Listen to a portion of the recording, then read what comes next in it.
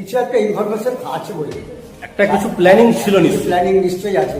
ধরে নাও এই মসজিদ ভেঙে দাও, ই করে দাও, এই তোমার এইসব আকর্ষণ করছে, তারপরে কি একটা প্রোগ্রাম এর থেকেও হতে পারে। আপনারা দেখছেন বাংলার আওয়াজ। দর্শক বন্ধুরা, এটা হচ্ছে মারিচ্চা চণ্ডী মাতার মন্দির, সেটাও চুরি হয়েছে। আর আমরা পুরোহিতের সাথে কথা বলবো, কি বলতে চাইছেন তাদের প্রতিক্রিয়া নেবো, এলাকাবাসীর সাথে কথা বলবো, তাদের প্রতিক্রিয়া নেবো। দর্শক বন্ধুরা, এটা হচ্ছে মারিচ্চা গ্রামের চণ্ডী মায়ের মন্দির। প্রথমে দেখেছি অন্য, এটা চণ্ডী মায়ের মন্দির চুরি হয়েছে, ঠিক এইভাবে ভেঙে পড়ে আছে, অলংকার তুলে নিয়ে আছে। আমরা কথা বলবো ঠাকুর মশাইয়ের সাথে। দেখে কি মনে হচ্ছে? মনে হচ্ছে বলতে এটাকে করেছে কি ছেড়ি দিয়ে ওই সামনের যে সমস্ত চক্ষুদান ছিল বা কদম ফুল যে ট্যাগ ছিল, সেই কানের গুঁড়ো, এগুলো অলঙ্কারগুলো সোনা এবং রূপারি সবকিছু ওই চক্ষুদান ছিল, ছেনি হাতুড়ি দিয়ে তুলেছে। ছেড়ি হাতুড়ি দিয়ে কিছু দিয়ে একটা ভালো করে কেটে। আপনাদের সন্দেহটা কারো দিকে যাচ্ছে যে কারা হতে পারে, এরকম কে কে করতে পারে, সেরকম কিছু ভাবছেন? কিছু ভাবতে পারছি। আর এই রাতের দিকে তো হয়তো নিশ্চয়ই রাত, গভীর রাতে করেছে, তো এত সাহস পেলো কোথা থেকে? এখানে এখন তো মোবাইলের যুগ, সকলে মোবাইল ঘাটে, প্রায় রাত 2টো পর্যন্ত সবাই জেগে থাকে।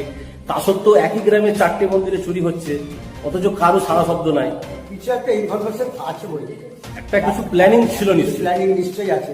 তা নাহলে এই আমার চণ্ডী মন্দির এখানে চুরি হয়েছে, মনসা মায়ের মন্দিরে মনসা মায়ের ঘর সহ মুখোশ যে পিতলের থাকে সেটা নিয়ে গেছে। তারপরে তো এখানে বিষ্ণু মন্দির একটা ছিল, সেখানে সেই মন্দিরে যে গৌরাঙ্গ মহাপ্রভু সমাজে ইয়ে ছিল, বিগ্রহ ছিল অষ্টধাতু, সেগুলো নিয়ে গেছে। আচ্ছা, শিব মন্দিরের দরজা খুলে ঢুকেছে, ঢুকে তেমন গিয়ে দেখতে পাইনি, আর কিছু নেয়নি অবশ্য। আচ্ছা, একটা মনসা মন্দির, শীতলা মন্দিরে সেখানেও দরজা খুলেছে, খুলে সেখানে দেখেছে, সেখানে তেমন কিছু হাত দেয়নি।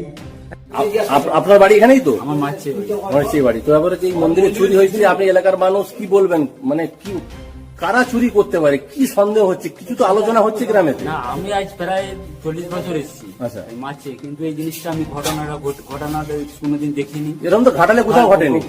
দাসপুরে হয়, জানি। শুরু হয়। তারপরে এবারে এই যে জিনিসটা, যাও একটা মসজিদ কথা নিয়ে আমি একটু আলোচনা করি। যাও বললো যে ধরে নাও এই মসজিদ ভেঙে দাও, ই করে দাও, এই তোমার এইসব আকর্ষণ করছে, এবারে কি একটা প্রোগ্রাম এর থেকেও হতে পারে জিনিসগুলো। আপনার নাম? কাশীনাথ।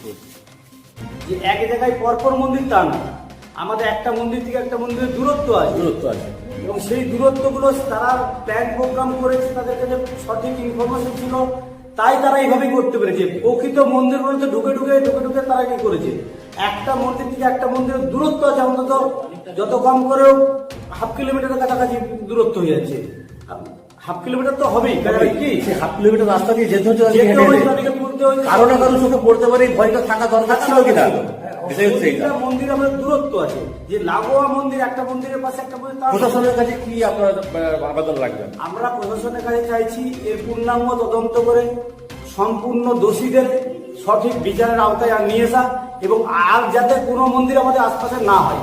আমাদের ঘাটাল অঞ্চলের, আমাদের এর আগে কোনো মন্দিরে আমরা শুনিনি এইভাবে মন্দির চুরি হয়ে যাচ্ছে। প্রশাসনকে কি বলবেন? যে প্রশাসন এসেছিল, তারা দেখে গেছে, বলা হয়েছে, তারাও এসেছিল, বলেছি, এবং এখনো বলছি যেন দোষীকে ধরা হয় এবং যথাযোগ্য শাস্তি দেওয়া হয়, তদন্ত যেন সঠিকভাবে সঠিকভাবে হয়, এটাই চাইবো আর কি। নকিবুল ইসলামের রিপোর্ট, আপনারা দেখছেন বাংলার আওয়াজ।